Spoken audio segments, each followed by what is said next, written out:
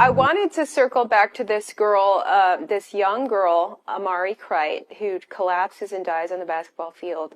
We have heard so many stories at this point, just in the past few years, of athletes collapsing, many of them dying mid-game.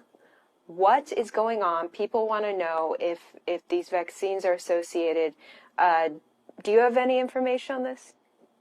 I don't have any direct information, but I can tell you whenever there's a death during sports, the first thing we consider is hypertrophic cardiomyopathy, or a thickness of the heart that tends to develop during puberty. It is genetic, and it's the leading cause of athlete death. But that's the reason why athletes see a doctor, they get a screening. Many sports programs do physical exam, EKG, and limited cardiac ultrasound to rule it out.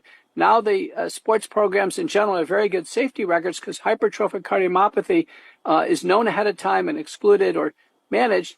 So the concern here is that is it something other than hypertrophic cardiomyopathy? And one of the first things that would come to mind would be COVID-19 vaccination. Vaccination causes myocarditis, mainly in boys, less so in girls.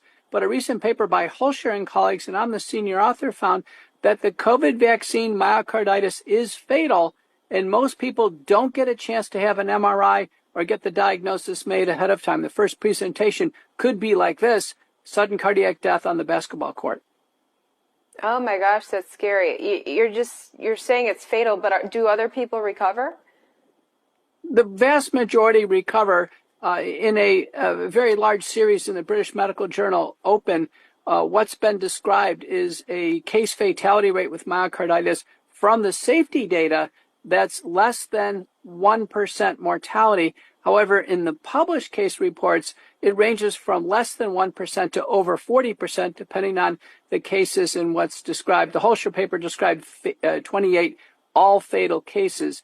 Suffice it to say, if this is applied to a large number of people, this is going to result in a large number of cardiac arrests, which will come into our awareness, like the one you're describing. So, once hypertrophic cardiomyopathy is ruled out quickly by the medical examiner or by the family, they would know. Then we're on to considering the possibility of this COVID-19 vaccine related.